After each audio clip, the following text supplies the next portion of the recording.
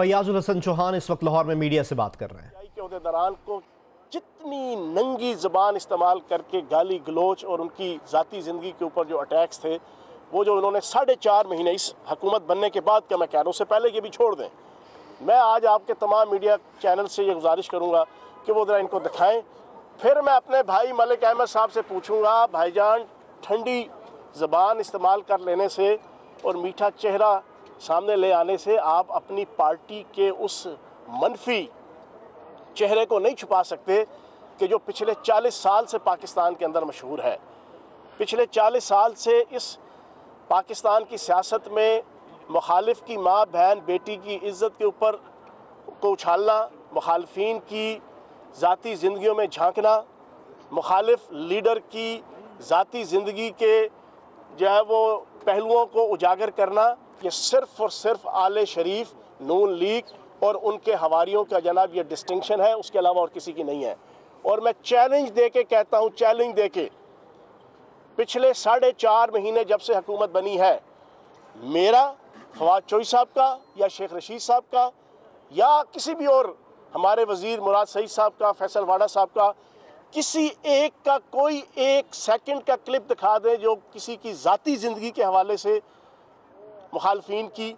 और उनकी घरेलू ख़वातीन के हवाले से एक लफ्ज़ हमने बोला हो, एक लफ्ज़ बोला हो, कोई, मैं चैलेंज दे रहा हूँ। तो जनाब मलिक अहमद साहब, आप अपनी लीडरशिप की करप्शन को, उनकी बददियानती को, उनकी मुल्क और कौम से बेवफाई को, उनकी मुल्क और कौम के पैसे को लूटने को, उनकी पाकिस्तान की गरीब आवाम के टैक्सों के पैसे को जनाब दोनों हाथों से साफ़ करने के रवैये को, और फिर उसके ऊपर जब उनका एहतसाब एक गैर जानिबदार अदारे कर रहे हैं तो उसका गम और गुस्सा हमारे पे निकालने की नाकाम कोशिश ना करें, पहली चीज़। दूसरी चीज़, हमजा शहबाज साहब ने फैक्ट्स एंड फिगर्स दिए। मैं आज इस मीडिया ब्रीफिंग के जरिए से बड़ी इंपॉर्टेंट बात करूंगा। बड़ी साजिश के तहत और बड़ी प्लानिंग के तहत अफवाहें और फेक न्यूज़ जो है वो पीटीआई की हुकूमत के ख़िलाफ़ फैलाई जा रही हैं। पहली जनाब फेक न्यूज़ चलाई गई आज से 7-8 दिन पहले कि स्टेट बैंक ऑफ पाकिस्तान ने इलेक्शन कमीशन को एक लेटर लिख दिया कि जनाब पीटीआई के मरकज़ी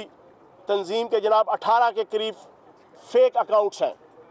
वो बाद में स्टेट बैंक ऑफ पाकिस्तान ने कैटेगोरिकली उसको नेगलेक्ट कर दिया कि हमने ऐसा कोई इलेक्शन कमीशन को लेटर नहीं लिखा। फिर वो ख़बर दब गई। फिर उसके बाद ख़बर पिछले 3 दिनों से आप मेरे हवाले से सुन रहे हैं, लेकिन आज अल्लाह पाक के करम से मैं आपके सामने वज़ीर इत्तलात और सकाफ़त की हैसियत से आपके सामने ब्रीफिंग दे रहा हूँ। व तो इज़्ज़ु मन तशा व तुज़िल्लु मन तशा बियदिकल खैर इन्नका अला कुल्लि शैइन क़दीर। इज़्ज़त और ज़िल्लत के फ़ैसले ज़मीनों पे नहीं, आसमानों पे होते हैं, और आसमानों पे बैठने वाला इज़्ज़त और ज़िल्लत के फ़ैसले आमाल की बुनियाद पे नहीं करता, नीयतों की बुनियाद पे करता है। एक तो जनाब फेक न्यूज़ के हवाले से आले शरीफ और आले ज़रदारी बड़ी प्लानिंग के साथ हमारी हुकूमत और हुकूमती वज़रा के हवाले से वो एक कैंपेन चला रहे हैं। मैं समझता हूँ कि वो भी इंतहाई काबिल मज़म्मत है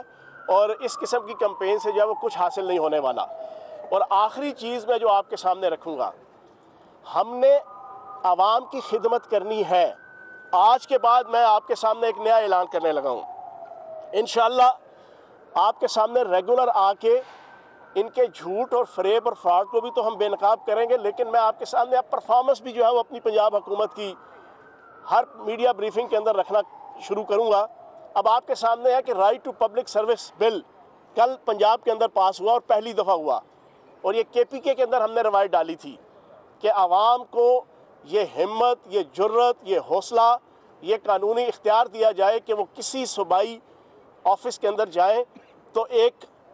प्री डिफाइंड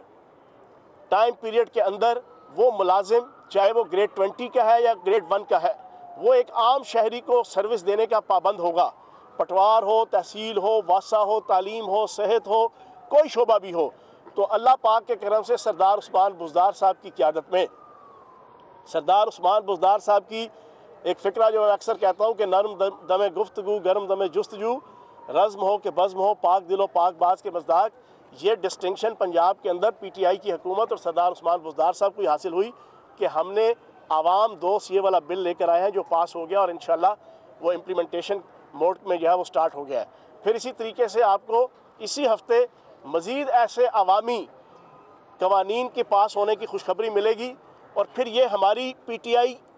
पंजाब की हुकूमत है सरदार उस्मान बुज़दार साहब की कि पहले 4.5 महीनों में सनती पॉलिसी हमने मंजूर की, ज़री पॉलिसी हमने मंजूर की, लेबर पॉलिसी हमने मंजूर की, कल्चर पॉलिसी जो है वो CM साहब के सेक्रेटेरिएट पहुंच गया, वो वजारत से मंजूर होकर चले गया, वो हमने मंजूर की। हमने काम किया है, हमने छलावे की तरह उछल कूद नहीं दिखाई, हमने ड्रामेबाजी नहीं की। सरदार उस्मान बुज़दार साहब इंतहाई तहम्मुल से, बर्दाश्त से, मतानत से अपनी बाकी पूरी टीम के साथ मिलकर यहाँ पर हम आवाम की खिदमत कर रहे हैं। दूसरी और आखिरी चीज़ ये है कि जिन लोगों ने पिछले 40 साल करप्शन की है, बदयांती की है, अब एहतसाब के अदारे उनसे हिसाब किताब तो करेंगे, उनसे पूछेंगे, अदालतों का सामना करना पड़ेगा, एहतसाबी अदारों का सामना करना पड़ेगा। अगर आज फयाजुल हसन चौहान कल्चर और इंफॉर्मेशन मिनिस्ट्री के अंदर करप्शन करेगा तो या हुकूमत के दरमियान या हुकूमत जाने के बाद उसको पेश होना पड़ेगा नैब की अदालतों के सामने भी, सुप्रीम कोर्ट के सामने भी और जना लोअर कोर्ट्स के सामने भी। अगर इतना ज़्यादा ख्याल है कि हमें अदालतों का सामना ना करना पड़े तो जब आप इक़्तिदार में हो फिर उस वक्त आप फाइनेंशियल और एडमिनिस्ट्रेटिव माल फंक्शनिंग मत करें। उस वक्त आपको सोचना चाहिए कि ये मुल्क और कौम का पैसा है और ये मुल्क और कौम की इमानत है, ये वाला ओहदा। तो मैं ये समझता हूँ कि पिछले 40 सालों में नून लीग, पीपल्स पार्टी, आले शरीफ और आले जरदारी ने इस रवैये को पीछे रखा और अपने ख़ानदान को और अपनी ज़ात को और अपने बैंक बैलेंस को और अपनी दौलत को जो है वो मुकद्दम रखा, जिसकी वजह से अब उनको नैब का और अदालतों का सामना करना पड़ रहा है और गम और गुस्सा वो हमारे पे आके उतार रहे हैं। बहुत शुक्रिया। ये फरमाइएगा कि जो सूरत हाल हम देख रहे हैं, पहले तो जो है वो मुफ्ती नवाज की जानिब से इमरान खान पे हेलीकॉप्टर के नैब के बारे में कहा जाता था, फिर आजकल जो है वो अलीमा खान की जायदाद जो है वो ज़ुबान ज़द-ए-आम है, क्या कहेंगे इसके बारे में? अच्छा, मैं आपको एक चीज़ बताऊं कि अलीमा खान साहिबा का केस भी आले शरीफ और आले जरदारी के लिए मशले राह है। अगर उससे कुछ समझ सकें, अगर कुछ सीख सकें। पिछले 3 सालों से कम 14 वकला 2.5 अरब रुपया ख्वाजा हारिस साहब ले चुके हैं। आपकी इत्तला के लिए अर्ज़ है, 2.5 अरब रुपया आले शरीफ से सिर्फ वकालत की फ़ीस, 2.5 अरब रुपया। तो जनाबे वाला जो अरबों रुपये इन्होंने दे के 14 वकील चेंज किए, हासिल वसूल, खोदा पहाड़ निकला चूहा, वो भी प्लास्टिक का। एक सिंगल डॉक्यूमेंट जो है वो सुप्रीम कोर्ट में पनामा इशू में नहीं पेश कर सके। यही केस इमरान खान साहब के ऊपर भी आया था। इमरान खान साहब ने 76 documents, 76 vouchers, 76 bank statements, 76 bank के डॉक्यूमेंट्स वो अदालत के सामने रख दिए थे। और 40 साल और 45 साल जब वो काउंटी खेला करते थे और क्रिकेट खेला करते थे, उस दौर में जो बैंक बंद भी हो गए थे लंदन के अंदर, उनके भी जो है वो डॉक्यूमेंट निकाल के पेश कर दिए। तभी तो जो है वो सुप्रीम कोर्ट ने इमरान खान साहब को सादिक और अमीन करार दिया था, वैसे तो नहीं करार दिया था, और तभी वहाँ से वो बरी हुए थे। उसमें भी इन्होंने एक सिंगल डॉक्यूमेंट पेश नहीं किया। अब अलीमा खान साहब के केस के अंदर भी अलीमा खान साहब पहले पेश हुई, उन्होंने अपनी सारी डिटेल, मनी ट्रेल, कारोबार जो है वो अपनी जनाब जायदाद की तफसील सुप्रीम कोर्ट के सामने लेकर दी, पेश कर दी। अभी जब पेश हुई है उन्होंने सारी डिटेल बता दी कि 20 साल से टेक्सटाइल का बिजनेस कर रहे हैं, वरासती जो है वो जायदाद और कारोबार है, उसके अलावा मेरा अपना और मेरे जना वो खावंद का जो कारोबार है, सारी डिटेल और मनी ट्रेल पेश की डॉक्यूमेंट्स के साथ। जो एक छोटी सी गलती उनसे हुई उसकी भी जो कानून के मुताबिक, अब कोई जायदाद अगर कोई नहीं डिक्लेयर करता तो इलेक्शन कमीशन के अंदर अगर उसको जो है वो डील किया जाएगा तो वो नाअहली होती है। लेकिन अलीमा साहिबा का तो इलेक्शन कमीशन से लेना देना ही नहीं है, ना वो इलेक्शन कभी लड़ी है, ना लड़ना है, ना आइंदा लड़ेंगी। अगर FBR के अंदर डिक्लेयर ना किया जाए तो उसकी सज़ा जुर्माना होता है। तो ये उनकी कम से कम एक गुडविल थी कि अगर कोई एक छोटी मोटी गलती हुई भी, जो हम जैसे तमाम शहरियों की जो है ना हर मुल्क के अंदर जो है वो कोई ना कोई ऐसी गलती हो जाती है, तो उसका रियासत के सामने सबलिम होकर, रियासती अदारों के सामने सबमिट होकर अपने आप को पेश किया जाता है और फिर रियासती अदारे जो उसके ऊपर पेनलाइज करते हैं, पेनल्टी लगाते हैं, उसको वो ओबे करते हैं। लेकिन ये चमड़ी जाए दमड़ी ना जाए के मज़दाक अभी तक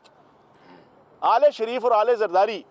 एक टेडी पैसा ना तो देने को तैयार है और ना कोई डॉक्यूमेंट देने को तैयार है। तो मैं समझता हूँ अलीमा खान साहिबा की सूरत में आले शरीफ के लिए, हमजा शहबाज साहब के लिए, ख्वाजा साद रफीक साहब के लिए, आले जरदारी के लिए एक जो है वो सबक है कि अगर आप अपने आप को क्लियर करना चाहते हो तो कम से कम कोई डॉक्यूमेंटेशन जो है वो पेश कर सकते हैं।